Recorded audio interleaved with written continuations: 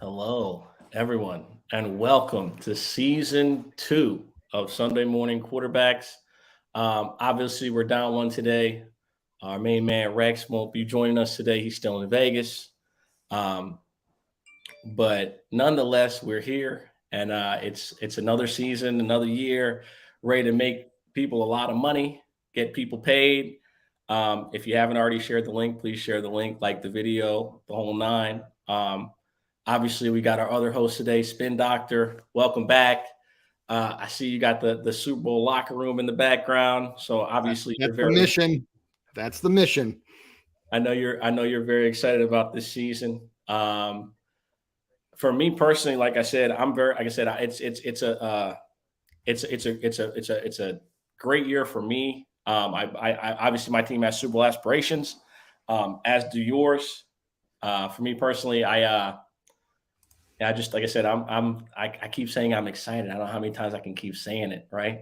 We're finally here. We made it to Christmas. Santa's sleigh is empty. All the toys are finally under the tree. We get to go open them up as soon as 1 o'clock comes. Um, with that being said, I want to get straight into the action. To be totally honest with you, we are powered by the Wise Guys Diamond Club. If you guys aren't familiar, make sure you guys follow them on the bottom. Me and Spin are parts of that. But yeah, the first game that we're going to get into today is the Cleveland game. Cleveland versus the Carolina Panthers. Last year we had bullpen bets on. We have him on again this year, obviously as the Browns correspondent, the king of the helicopter play. Everyone knows, everyone's familiar with the helicopter play. So we're going to bring him in. Before we bring him in, any thoughts on this one before we get to the Cleveland guy? No, I just want to hear what the experts have to say, and I got some fantasy and DFS recommendations for this one, but I will save it until we let the experts go. Absolutely. So welcome into our guy Bullpen Bets. You can find him on Twitter at Bullpen Bets, part of the Pick City team. Welcome in, my guy. How are you today? Absolutely fantastic. Completely just stoked. Again, I can't sleep. It's like Christmas Eve. I mean, finally, we're on. We're going to talk some football. We're going to win some money. So let's get it. Let's do it. Fair. Love it. Absolutely. And hey, real quick, I saw Mo Harris in the chat. I do like my background too. How do you know I'm not just reporting live? The team's in Dallas, man. I'm reporting live from Ray J. That's how much clout I got with this org. No. I love it, man. I'm very, very I'm ready. So yeah, Bullpen, without further ado, give us a little bit of information on your team, how you expect this one to go, and just get straight into your plays. Let's get it. Well, I mean, obviously it's a mess with the Watson situation. Hopefully Brissett can carry us, and get us to where we need to be, but I still have high hopes. I mean, their defense is still, I think, maybe the best in the league. I mean, we'll find out. We'll find out. But Garrett's going to be coming. My boy JOK. You got Ward and Newsome on the corners. They got all the pieces. And, defense wins championships. I'm a firm believer in that. Back to the 2000 Ravens, like that. That's what happens. That's what's going to happen. We got Chubb. We got Hunt. Plenty of people to run the ball. My guy, David Njoku, is going to be the number 1 tight end this year.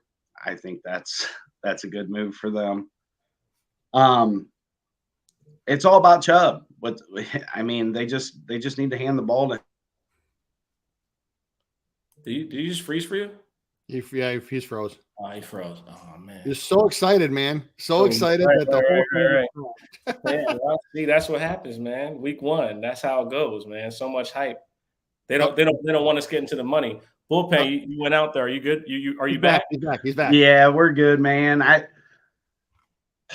It's week 1, so it's a little sketchy. I always go light on week 1. I'm more heavy on the DFS and fantasy side for week 1. I think we have some advantages there, and especially in the large field stuff. So that's what I focus on week 1. As we get into weeks 2, 3, 4, we'll start getting more into the wagering aspect of it. But I'm going to have a lot of daily fantasy sport lineups in today. So, and Spin Doc and I, we'll get together after the show, and we've talked a little bit before the show about how we're going to attack that. So How many lineups total you think today? 50, 40?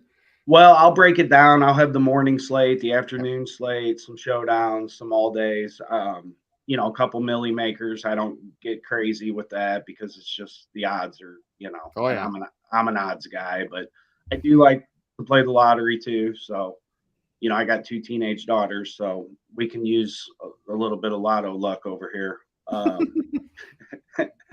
But yeah, man, DFS all day today. I mean, I'm pumped. Like I already told the wife and kids, like dad is not available today. So don't be, there's no honeydew shit going on today. It's all football.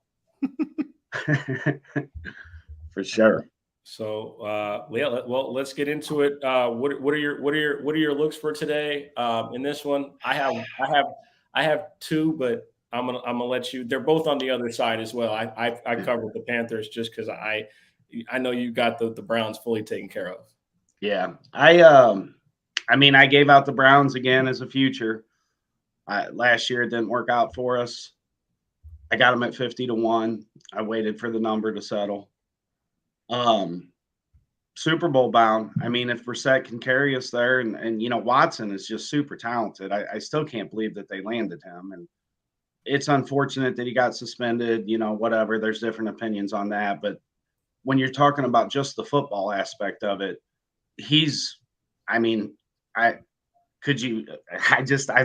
still in shock that they got him. Like, I just can't believe that they did that. And if he comes out, if they're still relevant when he gets in there, like they got a shot. Like that kid can carry a team. And then with Amari Cooper and Chubb, I mean, Watson is special. Like he is special. And I wouldn't doubt if they don't win, but that's a lot of the fan coming out of me too. I mean, obviously I hope they do really well, but as far as official plays today, it's light. It's week 1. I do got David Njoku, the tight end, longest reception over 16.5 yards.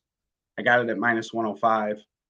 Now last year, he'd get 2 or 3 catches a game, but he averaged like 18 to 20 per catch. So 16.5 is a light number. Being the first game with Brissett in there and no Austin Hooper. So I think that he gets that relatively easy. And then I got the Browns +1. I mean, those are my 2 official plays. I got the Browns +1, -110. I think they win. Baker's going to be really excited. And we seen last year when they went to KC for the first game, they should have won that game. They were really pumped up. But guess what? At the end of the game, Baker threw a pick and cost them the game. And I expect similar. I think this game will be tight. The line's telling us that. Baker's going to be super excited. I expect him to overthrow a few. I expect a lot of pressure. I think Garrett and the boys will be all over him. He'll be running and scrambling. And Baker just gets so excited. Like he's not calm, cool, and collective like a Patrick Mahomes or an Aaron Rodgers. Like Baker gets all jacked up, like too jacked up. And I think that's part of his problem. He just doesn't have the mentality that you need in a winning quarterback. Now, can he win? Sure, he's got talent. But his demeanor on the field is just, like he drank 7 cups of coffee before he got out there. Like he needs to calm down and let the game come to him. And he has an issue with that. He's going to be excited to go against his former team. It's a big time revenge spot. But again, with Ward and Newsome on them receivers, I think Baker's going to have a long day today. I do. But that's it. I got the 2 plays. Perfect. I'm with you. I'm with you on Amari. I think Amari plays really well today. Yeah. I don't know what to make of the quarterback yet, just simply because of the situation. You just don't know. He wasn't particularly great with Miami last year, but I do believe that the offense is loaded. I think the offensive line is great. 2 running backs. The defense is absolutely loaded as well. So I personally do like those plays. The only thing that I really like on the other side is 45.5 receiving yards for one Christian McCaffrey. I think that the numbers where it's low. I think that somebody who's averaging like 6 yards, 6 catches a game for his career. I also think that, he's the straw that stirs the drink. If he's healthy and available, the offense looks a lot better and different with him on the field. And I do believe that he plays well. So. Oh yeah, for sure. And yeah, from my perspective, from a fantasy perspective, I mean, you guys will find as you watch this more throughout the season, I'm not going to go through every player and be like, start Christian McCaffrey, because you're a dumbass if you don't know to do that. So for guys to start here, I mean, start all the usual ones. I would try to avoid either quarterback in this situation. I do think that David Njoku can be a spot tight end. Like, for example, if you have Kittle on your team and he's not going to play, or if you're trying to determine, like if you drafted Okwuegbunam from Denver and trying to determine what kind of target share he's going to get. I think that a guy like Njoku might have a little bit of the similar floor, but maybe a little bit more upside. So there's really nobody in this game that I'm actively looking to like start or bench. For Kareem Hunt today, just with the quarterback situation, I think if you have Hunt on your fantasy team and it's a PPR, I think you can probably still throw him out there as an RB3, 4 flex. Otherwise, in a non-PPR, I would probably try not to use him in this one, just because he typically hasn't done very well with stack boxes, and that's what Carolina can probably do a little bit more of today, given the fact that it's Brissett under center. The two that I would really like to talk about is Christian McCaffrey for DFS. $9,300 salary for FanDuel, and that's probably pretty fairly priced. But where I go with this one is that I don't know what this new look offense is going to look like. I do like a lot of the components of the Browns defense. And so actually, I'm sorry, it's 9,500 on FanDuel. And it's very similarly priced on DraftKings. So with his first game back from injury here, with the way the FanDuel scoring works, I think there's other guys in this same tier, like Austin Eckler would be one, Kamara would be another, even a guy like Joe Mixon can be another, where you're paying essentially the same price, but you are getting a ton more upside. So I'd probably try to avoid McCaffrey in fantasy. And then the only other one, if you want to take a shot on, just because of the turnover upside with the quarterback situation, would be the Carolina defense, all the way down at 4,700 on DraftKings. So other than that, not a whole lot else for me for this one. I like all that. Perfect. Well, once again, thank you to Bullpen Bets for joining us. Appreciate the looks. Let the people know where they can find you, and we'll get on to the next game of the slate. At Sunday Morning QBs, at Bullpen Bets, at Pick City. Hit me up. Let's go. Let's get it. Good luck to everybody. Thanks for tuning in. Appreciate you, brother. Next game on the slate for today is the Steelers versus the Bengals. Big divisional lineup, big divisional matchup. New quarterback for the Pittsburgh Steelers, Mitch Trubisky. They're going to be calling it Mitchburg soon. So I personally am on the I'm on the Mitch boat. I'm rocking with him. I think that he will perform well given the talent around him. With that being said, we do have our special guest, who is Jammer Betts, big time Steeler guy, NBA capper, turn NFL capper, turn MLB capper, turn one of the best in the game. Welcome into him. Appreciate you as always, my guy. How are you today? Oh, we're feeling great, Sosa. Very excited for the beginning of the season. We got a new era here in Pittsburgh, but should be about the same old, always sticking with the standard here in the black and gold.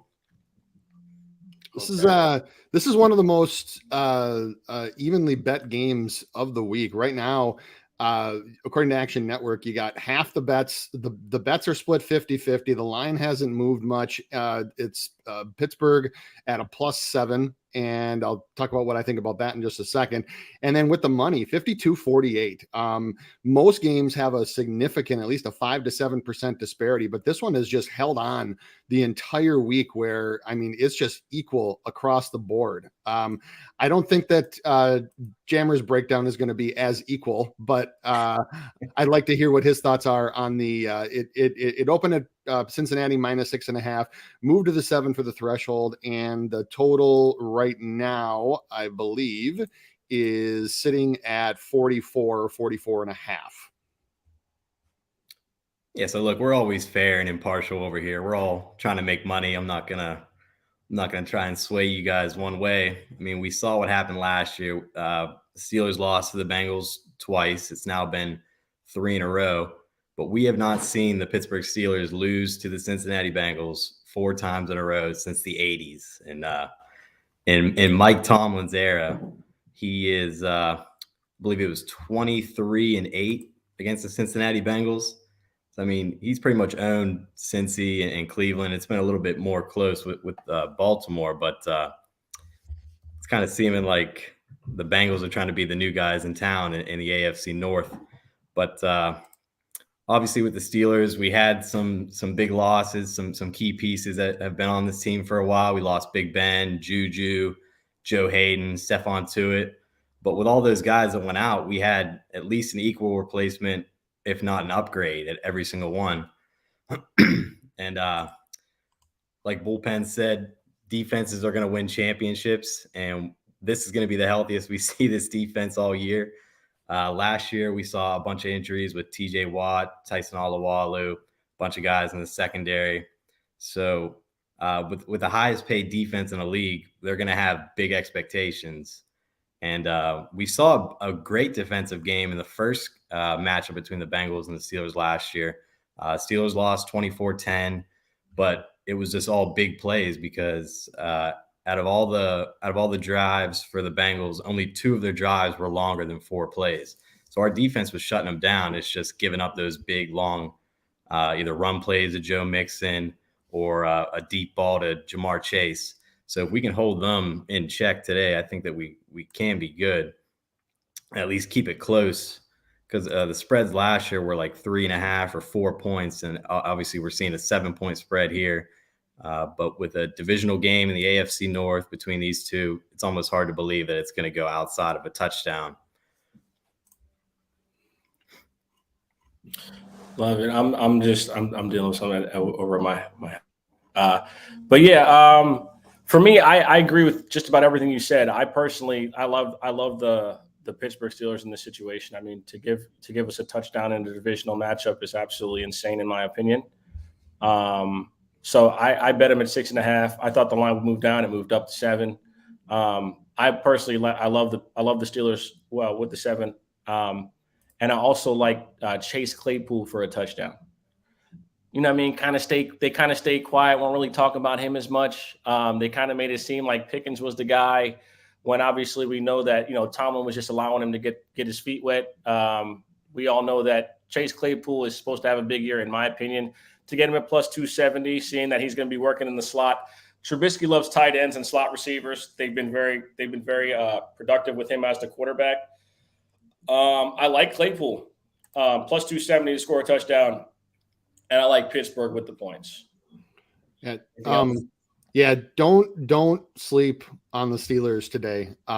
This line is just so janky for a divisional game for week 1 for 2 teams that are so familiar with each other. In fact, if you're you can certainly take the 6.5. I actually think that that's too many points. To me, I look down and I see an alt line for Pittsburgh at +3 at plus 156. To me, there's actually almost as much, if not more, value in that, because these games are just typically rough, tumble, close, decided very, very, very, very late. So I think that it's probably very feasible that this game stays within the field goal threshold. Even if you want to go down and you want to get outside the field goal threshold where 3 gets you a win, you can go to plus 134 on DraftKings right now at for Pittsburgh plus 3.5. If I'm looking to bet this spread today, that's probably where I'm looking to go, is to take an alt spread and get myself a little bit of plus money, because I do see this game being approximately a field goal. From a player standpoint, especially for DFS early. So this would be a tournament play only if you're playing one of those crazy, huge ass Millie Maker tournaments. Don't be afraid to use Mitchell Trubisky and stack him with Najee Harris. And here's why. 1, the rushing upside is there. 2, with the attention that's given to Harris, you can open up some lanes for Trubisky. Now, am I starting Trubisky in any fantasy league that I have for lineup? No, not even close. However, if you stack, so in this game, if you stack Trubisky and Najee Harris, you're taking advantage of any of the screen passes, any of the RPOs, any of the new stuff that Trubisky can bring to the table for the Steelers that Ben Roethlisberger could not because of his age and because his legs were failing him. The other thing you can do is, if you're a fan of stacking and running it back, which I am, what you can do is then you can run it back with really any of the components on the Cincinnati side. If you want to go big, you can go with Jamar Chase. That's a safe one. Or you can try with a T. Higgins. And by doing that stack and that run back, you save yourself a ton of money, because Najee Harris is not supremely cheap, but he's not expensive either. Trubisky is obviously bargain basement pricing. And then you can run, like I said, you can run it back with pretty much anybody you want from the other side. If you're going to play one of the Bengals players alone, or even look to stack, I wouldn't stack the Bengals and their wide receivers. Here's why. Jamar Chase right now is $8,200 on FanDuel. You can get Justin Jefferson for $8,100. You can get Tyreek Hill for $7,700. You can get Keenan Allen in what projects to be an absolute shootout for 60 or for less, for like $7,400. So you get all those guys for a little bit of a less of a price. Unless you're doing a stacking option, I would probably try to avoid the Bengals on their own in either a cash game or a GPP format. And then from a fantasy perspective, I mean, start the normal guys, start Burrow, start Mixon, start Chase, start Higgins, so on and so forth. No real surprises here. The only one I would consider to potentially bench, if you have depth, would be Deontay Johnson. He was hurt all week. He did put in a full practice the last 2 days, so he should be ready to go. The risk you run by doing this, by putting him in your starting lineup, is there's always an elevated risk for re-injury during the game. So, but, then obviously on the Steelers side, you're starting Najee Harris no matter what. And you're starting all the Bengals guys I mentioned no matter what. So that's what I got for this one. Yes, sir. Obviously, Jammer, I know you're invested in the game as a fan as well. Always appreciative of you joining us. Jammer Bets, one part of Delphi Sports. Tell the people where to find you and how to get a hold of your picks and such. Yeah, so obviously my Twitter handle, Jammer Bets. You guys should all know me by now. Last year, paired up with my guy Delphi Commish, joining the Delphi Sports, taking over every single sport, got the best guy in each one. And you can hit us up at Delphi Sports, either on Twitter, or you can go to the link in either of our bios. The Discord group just got a couple big upgrades. We're going to keep those in-house for now, but we got some big announcements coming up probably this week, maybe next weekend. So definitely keep an eye out for that. And good luck with your bets today. Appreciate you, my guy. Again, lock in with my boy. You know where to find him. Moving on to the next matchup today, we're getting into the Eagles versus the Detroit Lions. Obviously, a lot of upside and hope for the Detroit Lions. Same goes for the Philadelphia Eagles. A lot of positives. We saw the Detroit Lions on Hard Knocks. I mean, I didn't really watch it, but I heard they were on it. And, so they're in. We had two guys last year who made us a lot of money, Lee Green Bets and Pakari, LL Cool P, if you guys aren't familiar. He's from Detroit. Lee Green is from Canada, but they love the Eagles up there, so he gets a pass. Let's welcome them in. And we're gonna get straight into it. All right. We're gonna lead with Pakari. Pakari won us a lot of money. You know what I mean? Had us betting on the Detroit Lions. Nobody believed in them. They covered a bunch of times. So we'll start with you. Give us your thoughts, then we'll swing it to Alex, and we'll go in that order. Yo. Happy to be back, baby. New crib, new season. Same old Lions. Let's get to this money. So, as you guys may have remembered, Philly came in and whooped our ass last year in the crib, 44-6. So a lot of people on the team remember that shit from last year. So what they're going to do is, I feel like it's a packed house today. Sold out, standing room only, which is wild at Ford Field. So obviously Philly, I think they're going to do what they need to do. Detroit's going to have to keep up. How I'm thinking is it's going to be late.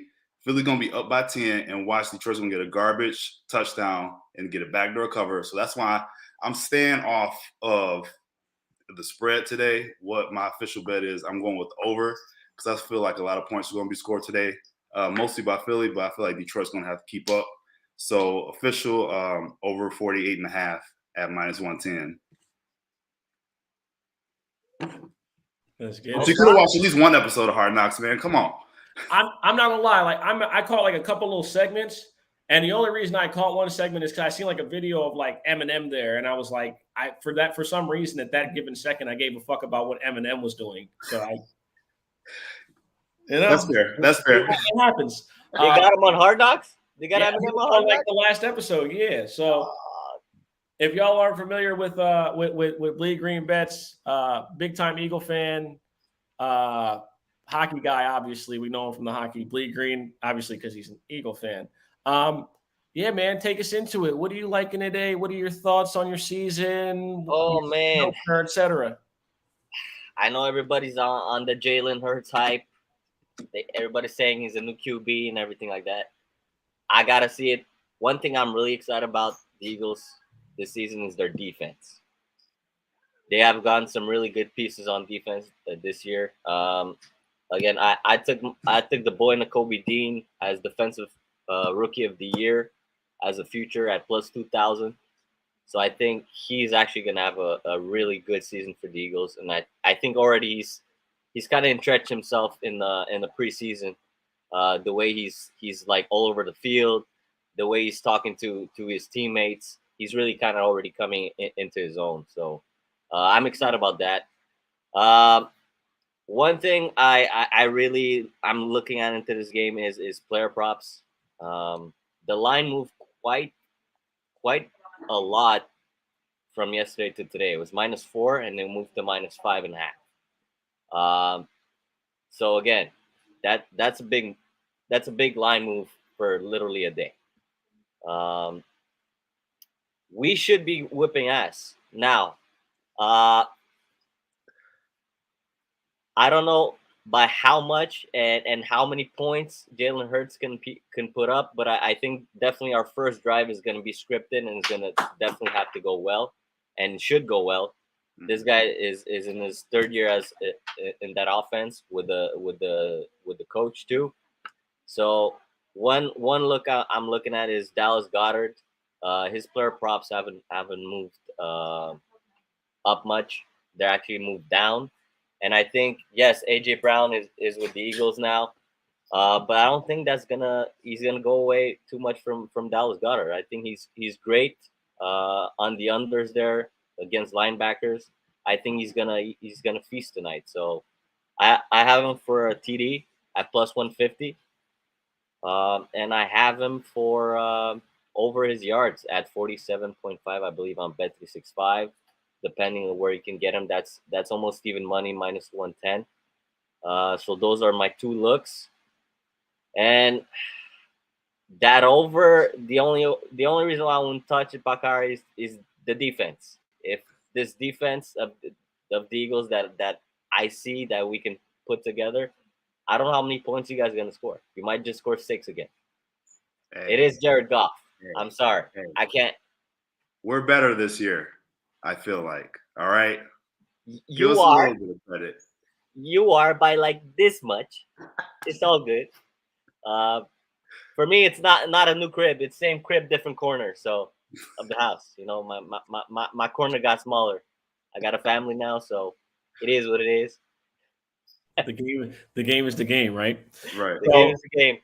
So for me, I'm on the Eagles. I think the Eagles, and it's no hate to Bakari because No. Bakari made us a lot of money last year. But the rules are the rules. You can't sneak. If you sneak up on somebody twice, they're probably just stupid. You know what I mean? Like I don't see. Like I can't see. You can't sneak up on the league twice. You got a lot of inflated lines last year. I'm sure you will admit that.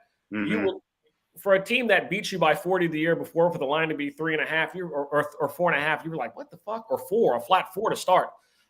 You got to think like that's a bit weird. And I know like upgrades are upgrades, but they still drafted first overall or top 2. I'm sorry, not first, second. But I just think that the line was mispriced. I already bet on the Eagles earlier in the week, so I'm going to maintain it at that. I'm very, my thoughts on Jalen are very similar to Alex. He got to show me. I mean, you got to prove it and show you're the guy. He's been empowered, and they gave him everything you could possibly ask for a 23-year-old, 24-year-old. That he couldn't ask for more. You got a guy that's willing to go over the middle, and A.J. Brown, take a lot of hits, got his money, so you got to think he's ready to go out there and earn those checks. Devontae Smith, who I was extremely high on, I think he's a future superstar. I think he has a higher ceiling than A.J. Brown. He gets open with his feet, can play the X, can run every route, can take the top off. He has everything you would want in a receiver. There is no flaw to his game. He just needs a quarterback that can deliver him the ball. So those are my sentiments. I really don't want to get into props. First week, don't know where the ball is going to be distributed to, especially when you add a guy like an A.J. Brown who's going to get a lot of targets, especially based on the way that they want to play. On the Detroit side, I like T.J. Hockenson to play well today. I like over 44.5 yards. I know the Eagles have upgraded at linebacker. I think Nakobe Dean is very good. Still also very undersized. He's going to have to prove to me he's good in coverage. Also, either of the linebackers are going to have to prove to me that they're good in coverage, because the one guy that they got was from Oakland, and he was getting his ass whooped by a lot of tight ends.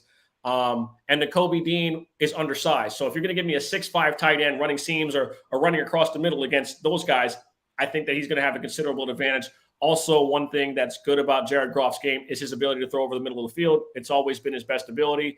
Throwing to the outside of the number sometimes can be a little bit out of pocket. Throwing over the middle of the field, he's been pretty good throughout the duration of his career. So that's all I really like. I'm on the Hockenson, and I like Philly to win and cover. Y'all have any other looks? Maybe a little sprinkle on an interception. On Gardner Johnson, new guy that we picked up from Saints.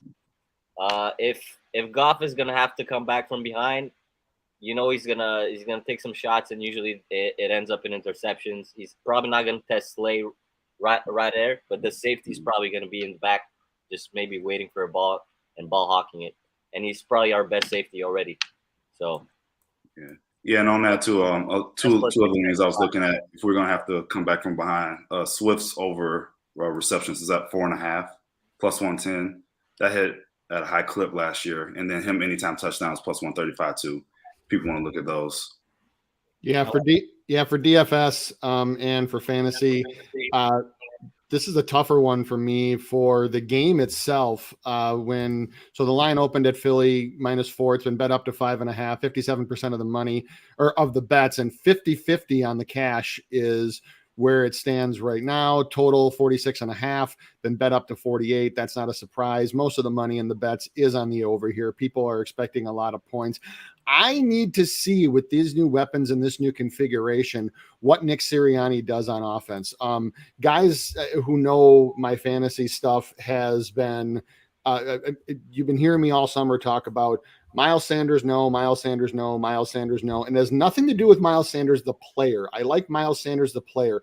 I don't understand this fuck around play calling that Nick Sirianni seems to love so much, and then decides to do all this cute shit near the goal line, which totally cannibalizes Sanders' value. I would not put Sanders in any DFS lineup. I would bench him in a regular season lineup. If you drafted him, which if you followed me, you wouldn't have, because I would have said don't. And it's just because this run game is a blessed headache that you can't figure out each week who's going to get the ball. Now Trey Sermon is there. Now talking about Kenneth Gainwell getting goal line carries. It's just a mess from a fantasy perspective.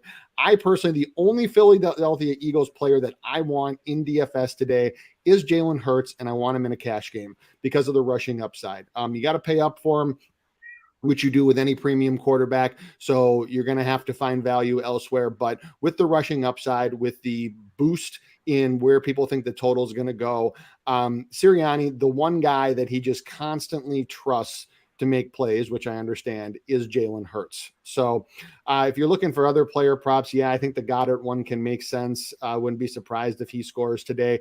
The one guy from the Lions that I'm not down on, but I'm in wait and see mode on would be Amon-Ra St. Brown. Because when he went on that crazy run last year where he had this breakout season, you got to remember they had injuries upon injuries during that period of time. So they had DeAndre Swift out. They had TJ Hawkinson out. They had other guys out. All those guys are back now. So how the targets will be distributed is really anybody's guess. Right there with you. And yeah, it's not that I hate him. I mean, I actually love him as a player. I just don't know how those targets are going to be distributed. So that's what I got for this one. Oh, man, appreciate you, Spin, as always. I got one more play. Let's get it. I heard about the people were asking about the Texans last night. So I think the one guy that could probably score for the Texans, Damian Price, right? Damian Pierce. Pierce. The rookie running back.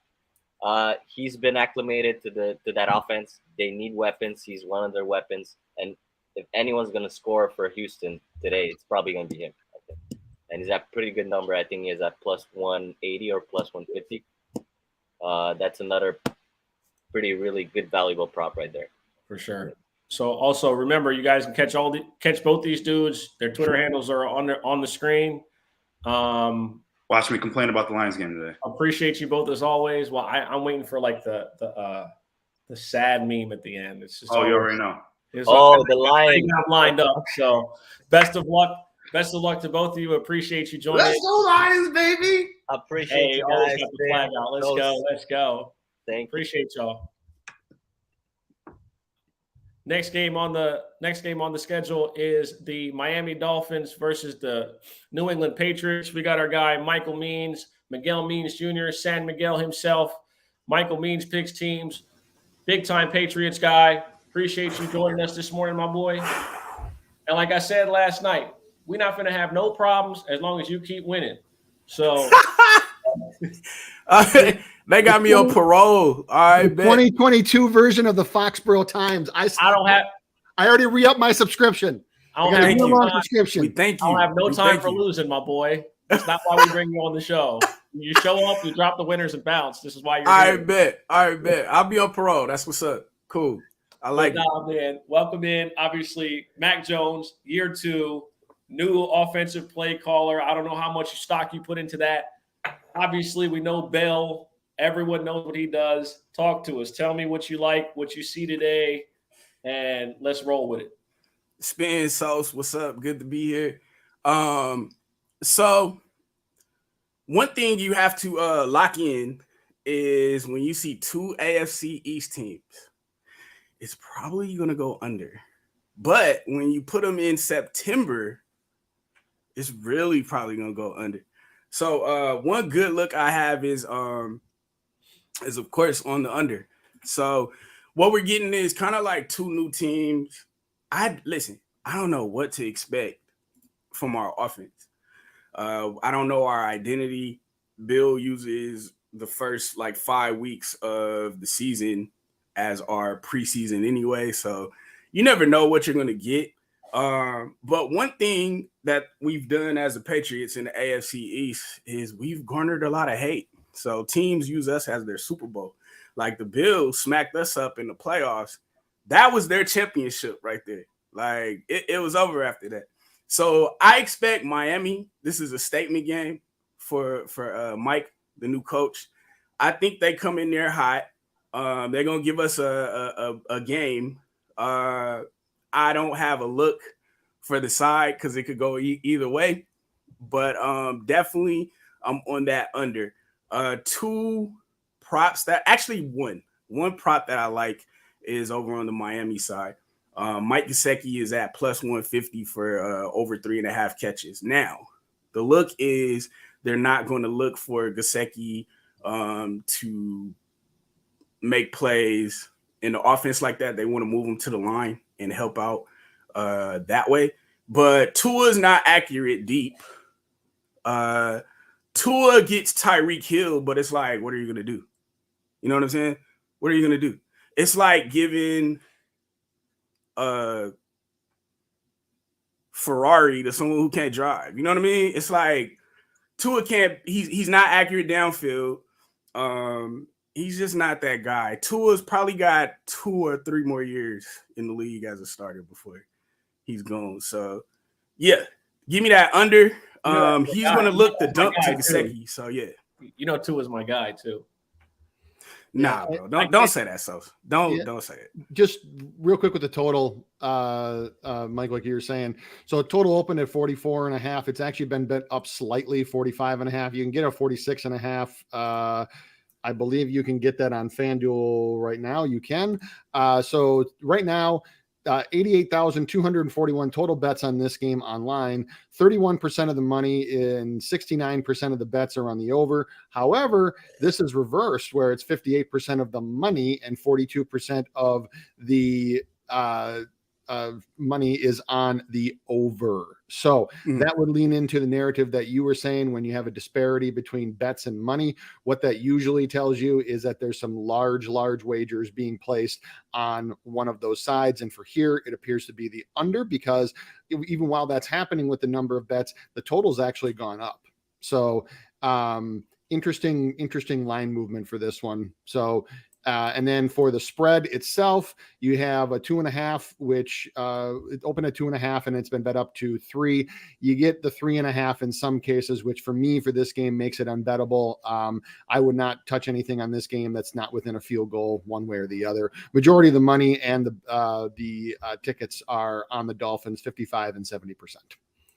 Yeah, I'm gonna be real. I won't be surprised if Miami show up and win the game, but week 1 Patriots ain't the same Patriots you're gonna see in like week 10. So, a lot of stuff is unsettled on the offense. I don't know about our coordinators, Patricia.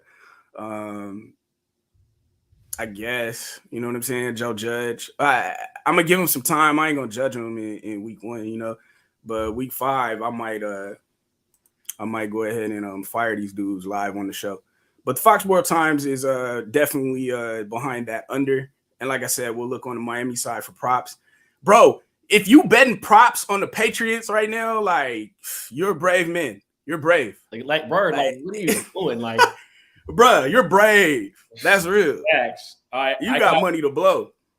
I got one hot take to people. Listen, all summer, I heard Chase Edmonds. Listen, I like him. Scat back, catch passes, not good between the tackles. Never seen him in this offense. One thing I know about Raheem Mostert, seen him in this offense, best player I've ever seen in this offense. That's your guy. Everybody's talking about Chase Edmonds. Don't be surprised if Raheem Mostert's the best running back on the field for the Miami Dolphins today. Respectfully, I think that a lot of the Chase Edmonds hype came in because Raheem Mostert wasn't supposed to be ready for the preseason. He was ready for the preseason. They gave him a couple carries, looked extremely effective in the offense because he just understands the blocking scheme just about better than any back that's played in the system since the Broncos and when with Shanahan and whatnot. But just from that standpoint, I just want people to temper their expectations on one Chase Edmonds. I got him in a couple fantasy teams. I tried to make sure that I got Mostert with him because I am aware that Mostert has performed really well in the offense. So that's just my hot take. I don't know if it's a hot take anymore. I think a lot of people can understand why I feel that way. But as y'all know, Mike's a huge favorite. Make sure y'all check him out on YouTube. Mike Means Jr. Always locked in with him. Tell the people where they can find you, my guy. And just go to my YouTube. The whole San Miguel metaverse, is rooted from Twitter, but check out my YouTube. Just do that. But yeah, and then also take the Vikings to beat the Packers because that's going to happen. Just one last thing about this game for me. For fantasy and for DFS, yeah, if you want to use Raheem Mostert, I would do it early because inevitably he's going to get hurt. I feel for the guy because he can't stay healthy. So he's probably got about 3 to 5 weeks before he goes down. So if you're going to use him now. Barely made it through week 1 last year. I'm just saying. Make it through week 1 last year. So for DFS, there's really, look, for fantasy, if you drafted Tyreek Hill, you're going to start him. I would try to avoid using any Patriots players this week until we figure out how exactly their offense is going to be distributed. Their offense, no offense, Mike, but their offense looked like shit in the preseason. Mac Jones really struggled because he doesn't have Josh McDaniels slowing things down and explaining it for him. He's got 3 different coaches barking stuff at him. That's not what you need for a young player. So the only two guys for DFS and for fantasy that I really want to use today that I like are Jalen Waddle, because I think that Tyreek can take coverage deep. And if we don't believe in Tua's arm yet, which I don't, Waddle is a catch machine underneath. Had one of the highest catch ratings last year for a rookie ever. And so catches everything in his path. He has familiarity with his quarterback. So I think, especially in PPR leagues, you can see a ton of value for him. He might only finish with like 55 to 65 yards, but if he gets 6 to 7 catches for those, that's almost 20 points in a PPR. That's gold. And then the other one would be Miami's defense, just because with all the moving and shifting parts for the Patriots, I'm starting Miami's defense in almost every single fantasy league that I have this week, because as a week 1 streaming, because of the turnover upside. Yes, sir. And if I think it's going to go, hey, hold on. If I think it's going to go under, why wouldn't I want a team that's not going to allow many points? Again, this is just fantasy. This has nothing to do with who I think or got or care or win. Doc, I love you. You know. Miami's defense to score a touchdown. Sprinkle. Just a little sprinkle. Just a little sprinkle. Again, tell the people where they can find you, Mike. Miguel Means Jr., you see his Twitter. Lock in with him. He covers every sport just like us. Check the YouTube. Thanks, Sos. Thanks, Spin, wherever Rex you are in the world. Thanks, bro. He out in Vegas, man. He be back. Oh, I did see that on Twitter. He out there right now. He'll be back next week. Yeah. He's not on IR or anything. He'll be right back soon. He might be on IR this morning. All right. Well, I'm on parole, so I don't know how long I'll see you guys. You know what I mean? All you know is you pull up here once weekly. My man, appreciate you. Moving on, man. We're running a little hot with time.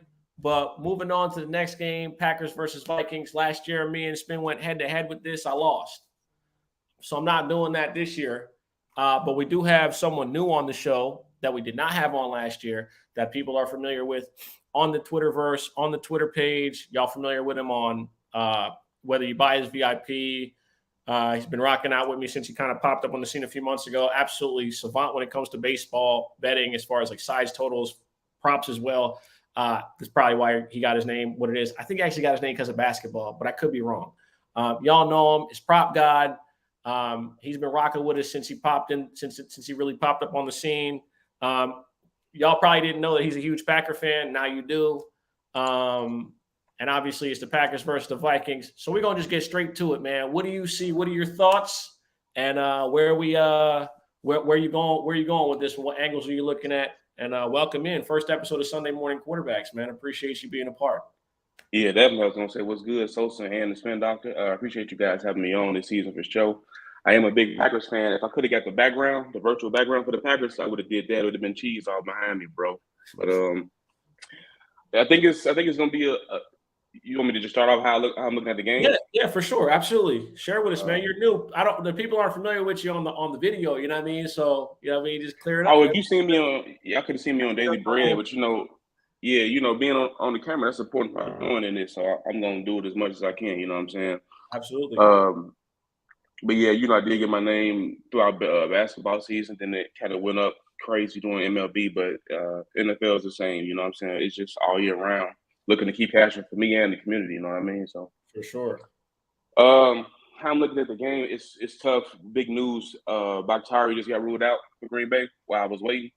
So you have how am I forgetting his name? Lazard is already doubtful. No Bakhtiari, who is the anchor of the offensive line. I think it's gonna be tough for Green Bay. I got to be honest. So as far as picking a side, I'm gonna stay away. I do lean Minnesota now, though. With I think it's still a pick 'em on the money line. If you can still get the Minnesota, what's the line right now? Is it +1? I believe so. Yeah. Yeah. As far as picking a side, I hate to say it, but I would go Minnesota. It's +2. I would go Minnesota +2. Yeah, I would take that in this one. I did have some props I wanted to attack, but as far as the game, I would lean Minnesota. It's just so many questions with Green Bay. You know, we don't know how these receivers are going to step up. They have to step up quickly now with Lazard being out game one. How is Sammy Watkins going to fit in? I figure he'll take the Valdez Scantling role as far as the deep threat. But it's just I think Green Bay's gonna have to work it out through these first couple weeks of the season before we see them at their true form. And I mean, if anybody can get it done, it is Aaron Rodgers. But in week one, it's a tough task against this Minnesota team. So I would lean Vikings as far as the game. Yeah. The game opened at Vikings plus 1.5 and has actually been zooming the other way. It's now Vikings -2, and I don't think we'll get to the field goal threshold before kickoff. You're probably looking at about a 2.5. So if you do like the Vikings and you think it's going to be that field goal threshold, you can probably still get a little bit of plus money for Minnesota -3, but not for much longer. Bet. Yeah, I definitely would lean Minnesota. A couple props that I like, if you want to get into that now. Go for it. Yeah, absolutely.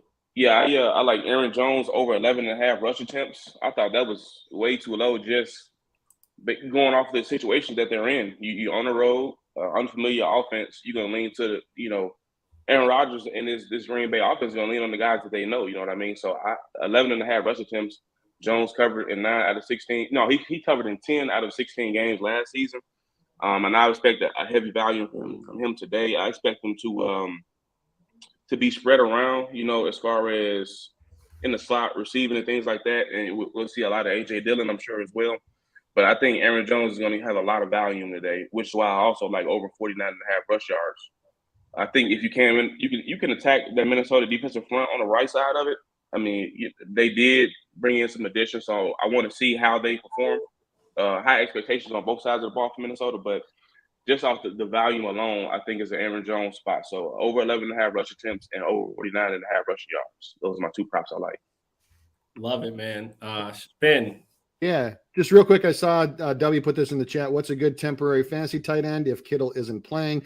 Kittle shouldn't play. Your two best bets right now are Evan Ingram from Jacksonville. Watch out. He could have a breakout. And Irv Smith from this game. So Irv Smith has a real good chance to get a touchdown in this game. In fact, I stopped just short of making an official bet for him to score a touchdown. But if you have a tight end that has some injury concerns, those are your two best bets. They're probably still on your waiver wire. You can get them for cheap. For the game, I'm with everything Prop God said. I think that these are, especially with Lazard and some of the other key components that they have out, I think that this is just waters too strong for Green Bay. I think it'll be close for sure. So, I wouldn't, I don't know if I like anything on the spread here. Might just have to drink some juice and take the Vikings on the money line, because I do think the Vikings will win the game. They everything in their new offense with their new coaching staff has looked great in training camp. While I'm not a ginormous fan of the team, I obviously follow it pretty closely because I live here, and there's just things have just looked sharp. And they look to be utilizing guys' talents throughout the preseason, throughout camp. For DFS and for fantasy, I mean, the guys you normally would start today, from a quarterback perspective, if you have a better option, I'm not a fan of taking two quarterbacks in fantasy. If you have a better option, this could be a week to bench Aaron Rodgers. So when I say bench Aaron Rodgers, I don't mean bench Aaron Rodgers for Baker Mayfield or Jameis Winston or Matt Ryan or anything like that. Aaron Rodgers still has to start over those guys. But if you did go with a two quarterback system, like if I had Dak Prescott and Aaron Rodgers, I would start Dak Prescott. If I had Jalen Hurts or Aaron Rodgers, I'd start Jalen Hurts, so on and so forth. So, but for DFS, the guy that I like, if you're going to play in one of those big, massive tournaments, is Adam Thielen, because of his touchdown upside. So Thielen has touchdown upside every single week.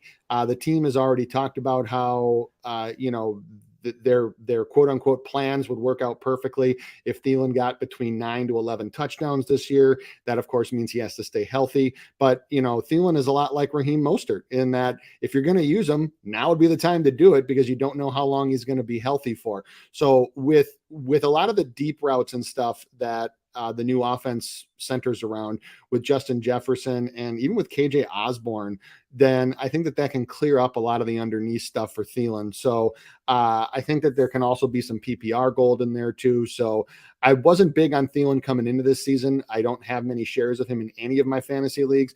I said that I would want to wait and use him as DFS spot start week to week. That week would be this week. If you're building a tournament lineup, and like when I build mine, it's going to be real hard to keep Thielen out. Those are the main things I got on this one. Yes, sir. Like as always, appreciate the insight.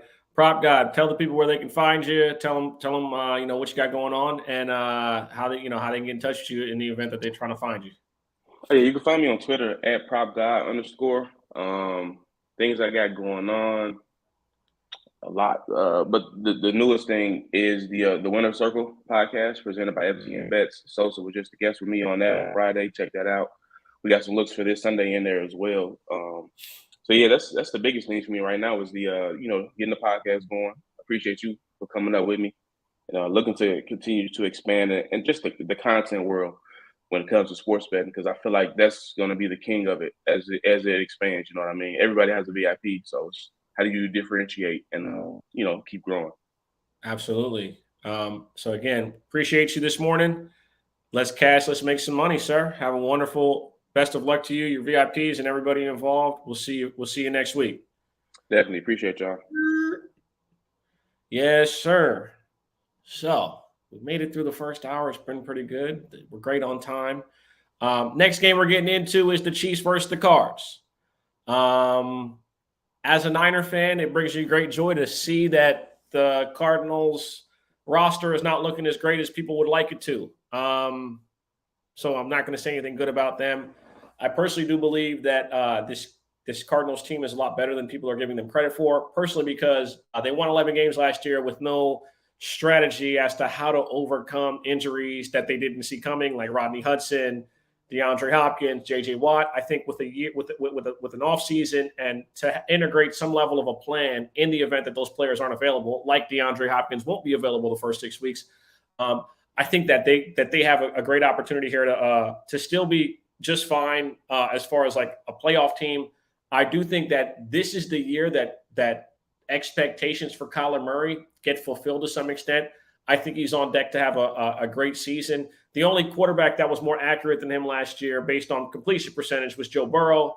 But again, it's all dependent on how you look at it. He still was not very good completing passes over the middle of the field. And as soon as Rodney Hudson got hurt, he completely got scared.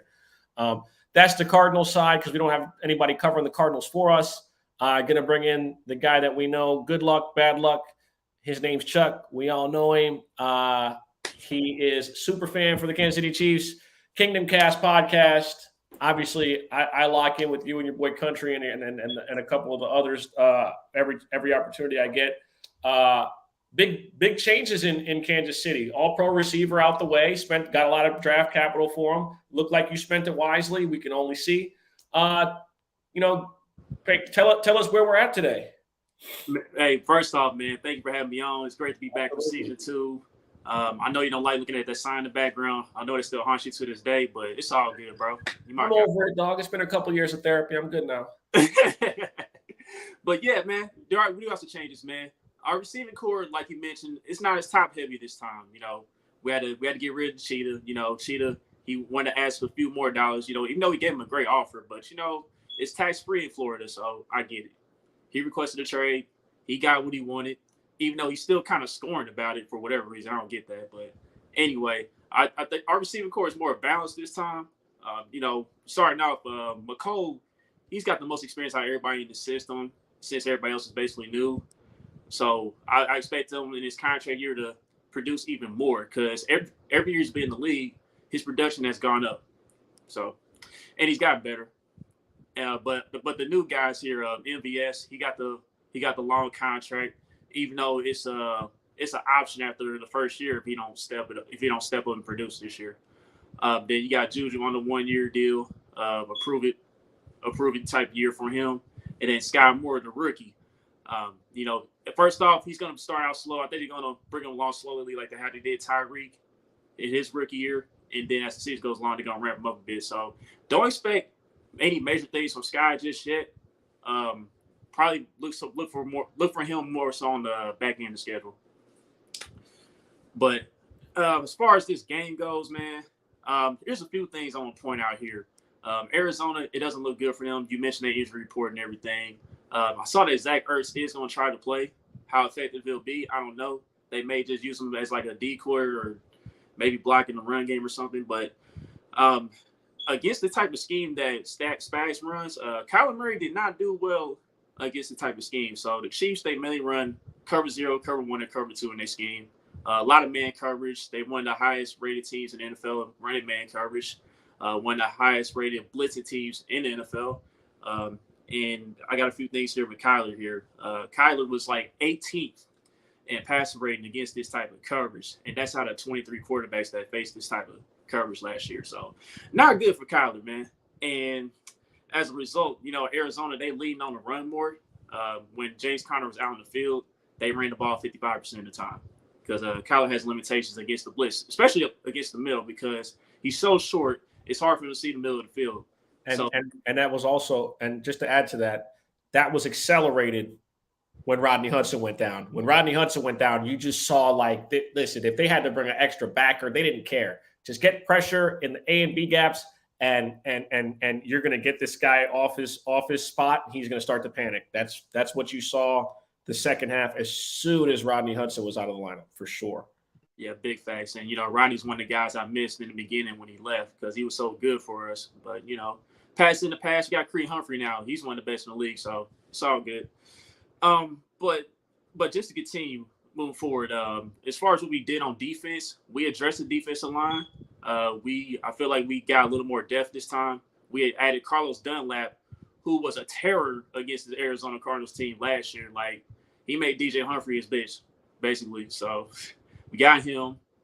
We got Mike Danny. He's a good rotational piece. He did well in this role last year.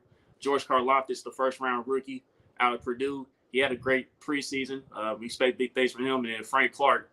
Even though Frank Clark, he's still going to have issues with his guts and whatnot. You know what I mean? That's just part of the ordeal with him. But I think our linebackers are more athletic this time. Willie Gay. We got Nick Bolton up in Nick Bolton. He's the green dot. And then in the secondary, there's going to be a few changes here with the secondary. We don't have Tyree no more. We got Justin Reed now. The main thing I want to see from Justin Reed is him being able to communicate with the rest of the guys in the secondary. Like, as the free safety, you're mainly the quarterback in the secondary to try to get guys in position. But I do like our young corners, though. Just going to be some growing pains early on. We might get some blown coverages here and there. But let's go ahead and get to the plays, man. Let's get to the sure.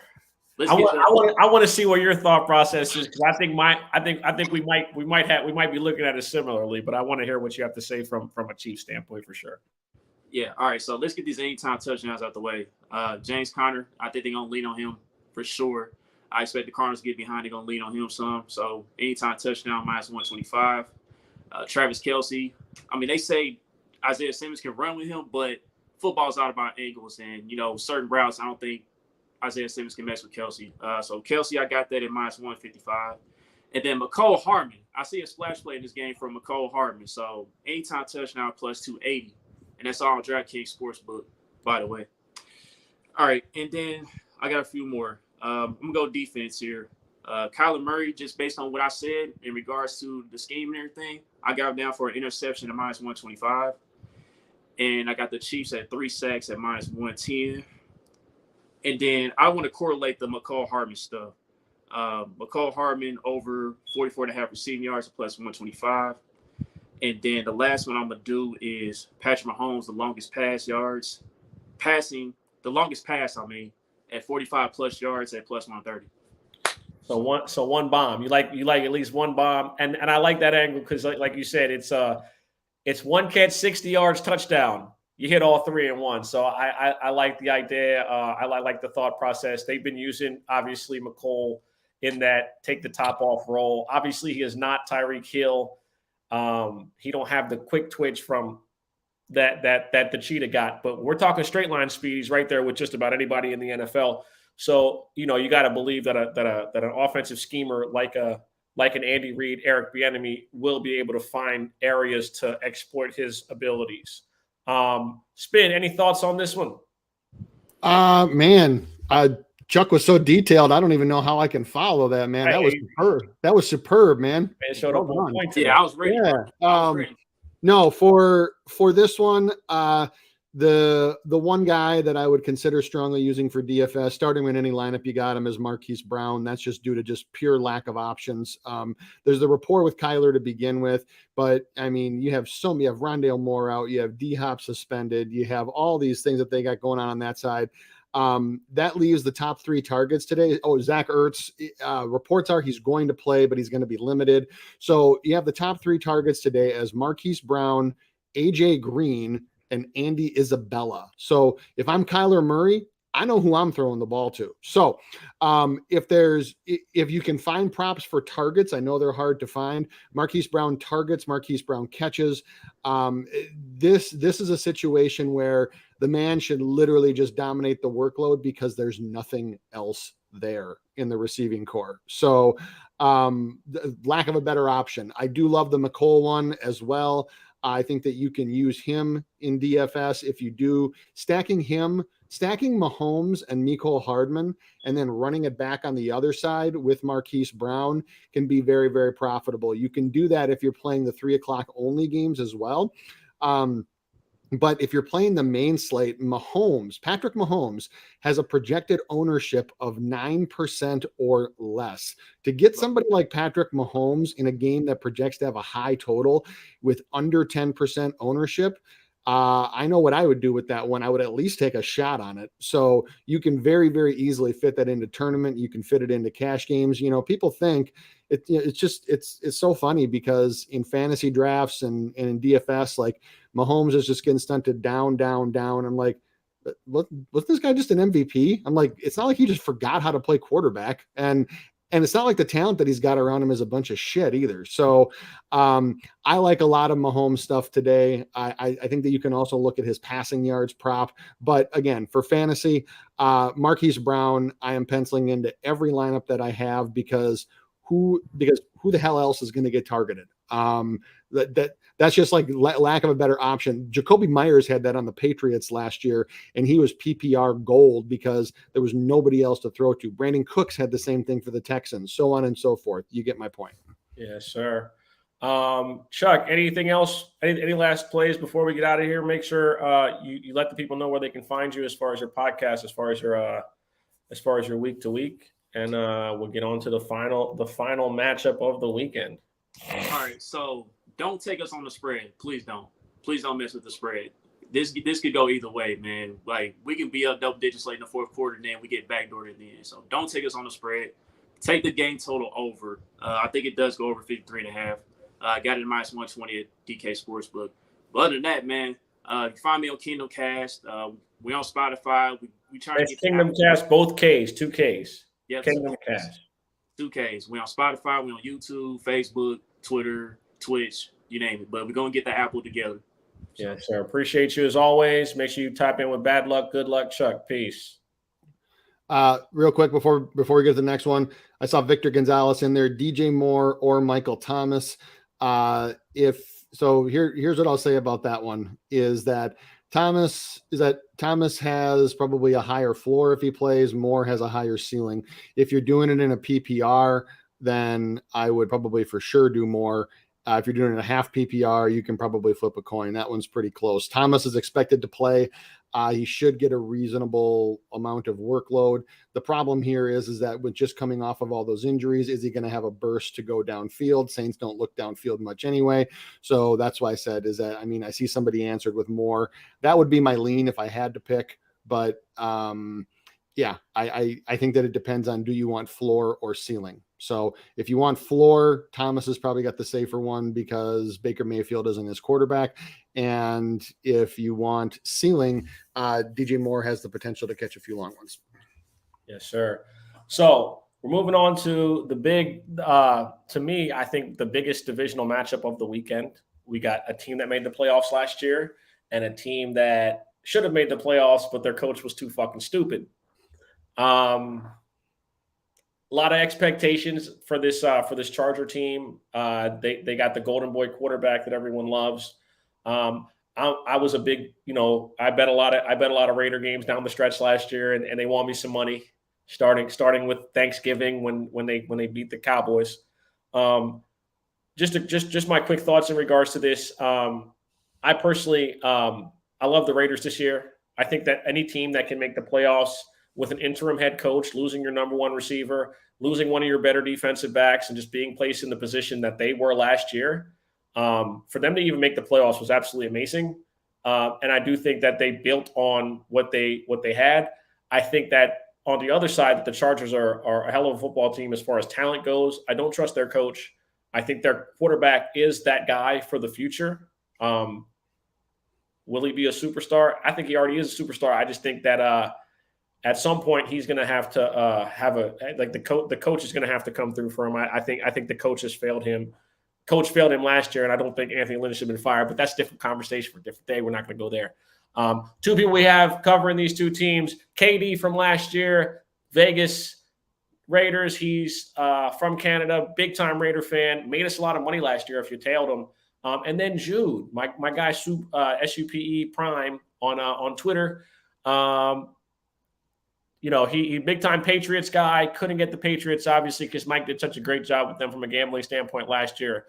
He's jumping in feet first with the gambling stuff. So we're giving an opportunity to tap in on Sunday morning quarterback. So KD. Oh my God, what's going on? What's the deal? What's up, fellas? Dude, welcome in. I kind of add y'all in there kind of fast, like off kilter, but welcome in. Huge matchup, biggest division matchup, like I said, in my opinion. I'm gonna let Jude go first because he's the new guy. Thoughts and expectations when it comes to these teams. One will always be in San Diego. The other one will always be in Oakland. I'm gonna fuck. Always, dog. Two teams that have moved around. Yeah. So I'm sorry. There's a lot of high expectations for these LA Chargers. They've pretty much come back with the same crew, and they've added on offense and they've added a ton on defense.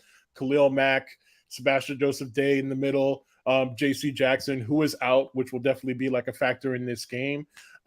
This is the game that I had red circled for this weekend outside of I say Vikings Packers, but there is a lot of interesting stuff that are big factors. J.C. Jackson had an operation on his ankle right before the season started. Don't really know what that's about.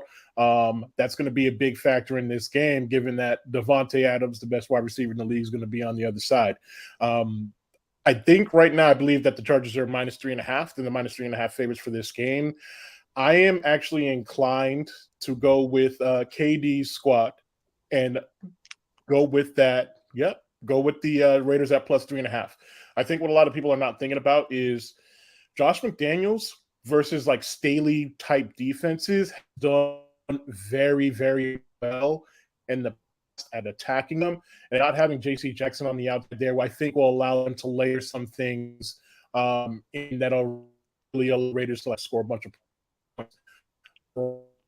I think if you're looking at definitely the over in this game. It projects to be a hell of a lot of points scored. I do think right now that most early on they're going to try to establish the run. So if you have any run props for those running backs, layer them in there.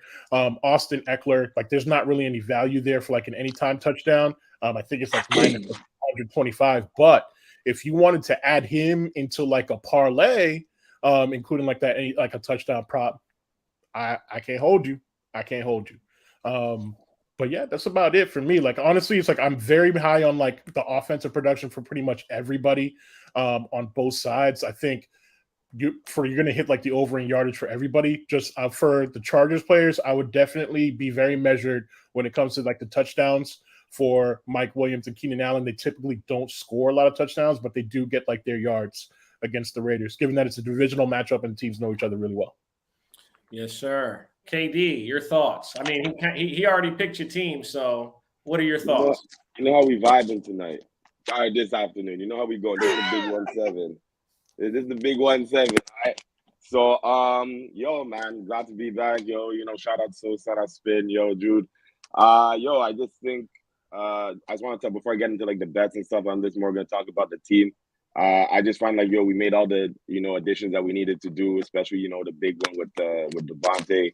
And after you could see like how the organization and like the management is going, like, we locked up all the key players and stuff that we really need to go. So you kind of see like where the mindset is.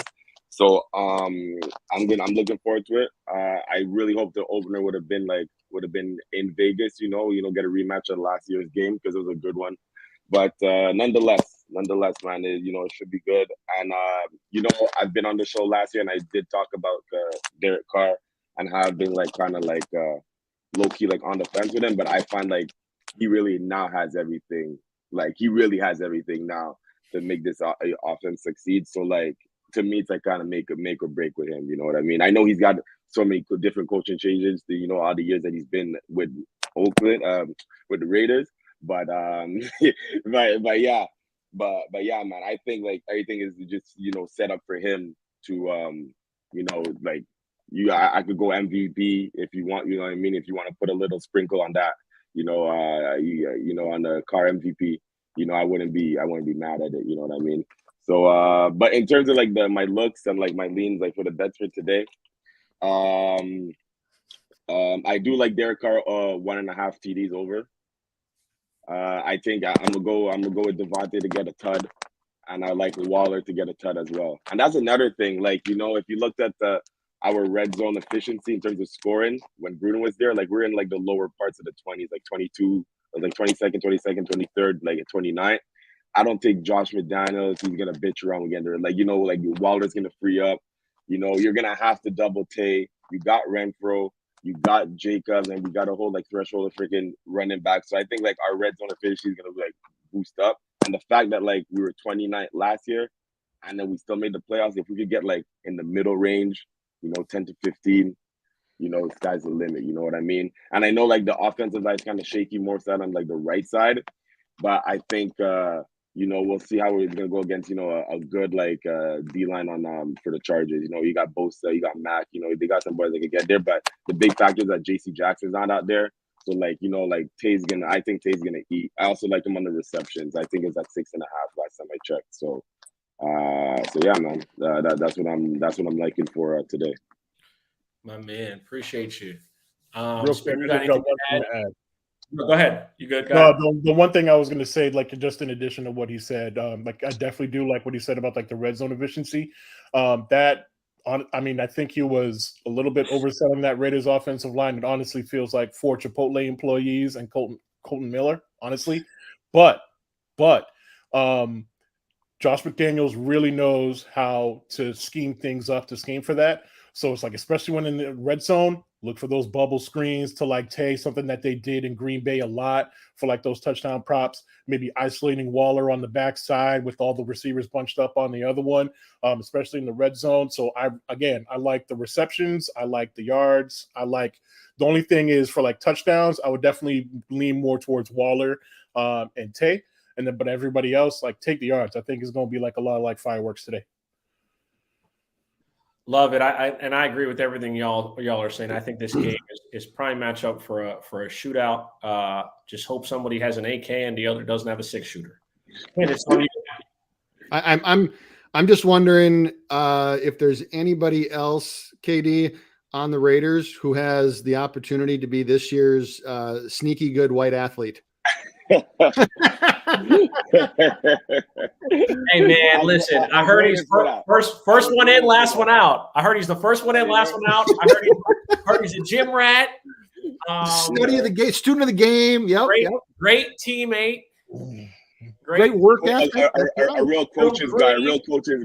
There it is. Yeah. He's a coach's son. He's a coach's son. Okay. Yeah, I'm with you. I'm with most everything that you guys said. This game should definitely be entertaining. If you have any of the fantasy components in this one, get them in the lineups. Get Eckler in, get Herbert in, get either receiver from the Chargers in, get Devontae, Renfro, even Josh Jacobs. Waller has been back to practice fully. He actually just got a 3-year contract extension. The contract, that's what I'm saying. He got that 15 million, man. They believe in him. He's ready to roll. This game should be very entertaining to watch. So if you have anybody of any note for either of these teams, I would get them in your lineups now. So for DFS, you can probably use any of them. You can actually do a stack and run back here pretty much any which way you want. If you're going to do it, I would recommend that you do it for cash game, because for the afternoon slate, this game is probably going to have some of the highest ownership pieces. So I don't like that much high ownership pieces in GPPs in tournaments. So what I would probably tell you to do is think about the stack that you want for this one, and then look to play a cash game, because their ownership doesn't matter as much.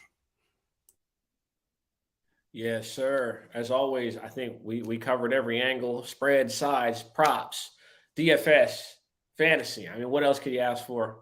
Jude, appreciate you joining us week 1.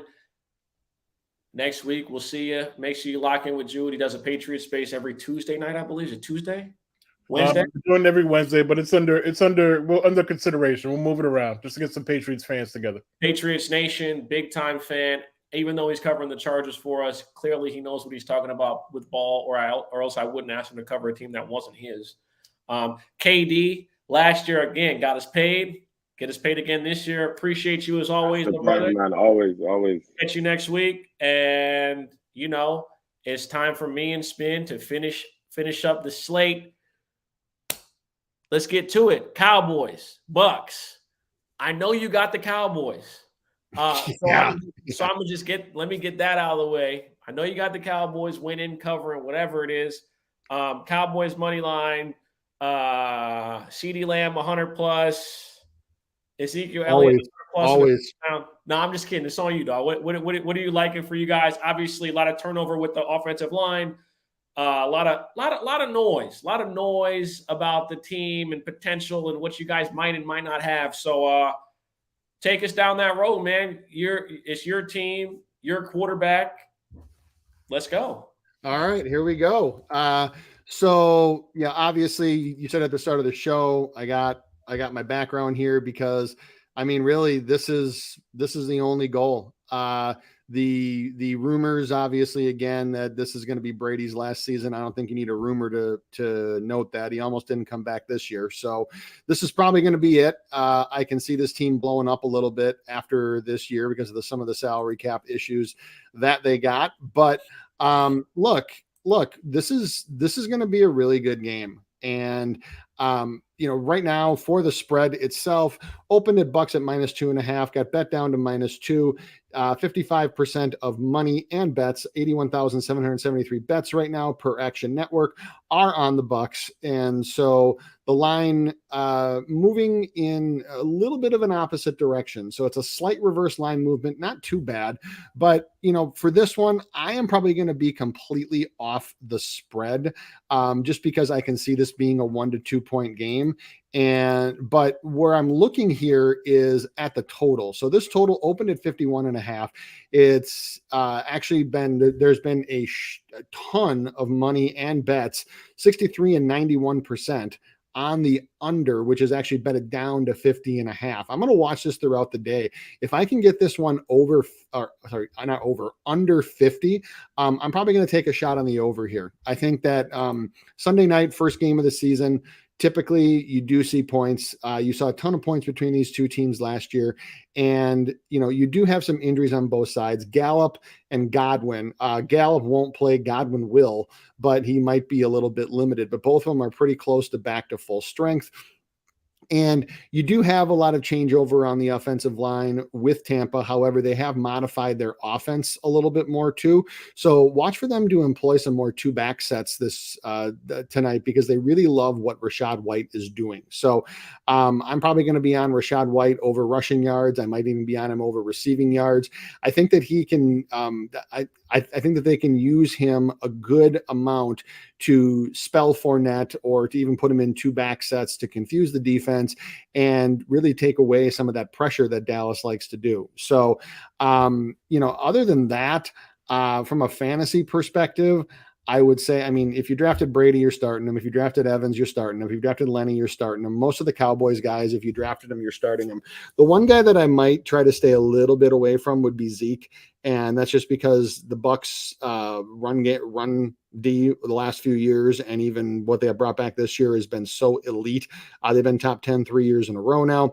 Vita Vea's back and fully healthy. He'll be in there. So I would definitely try to avoid using Zeke in most fantasy formats that you can. I for sure wouldn't use him in DFS.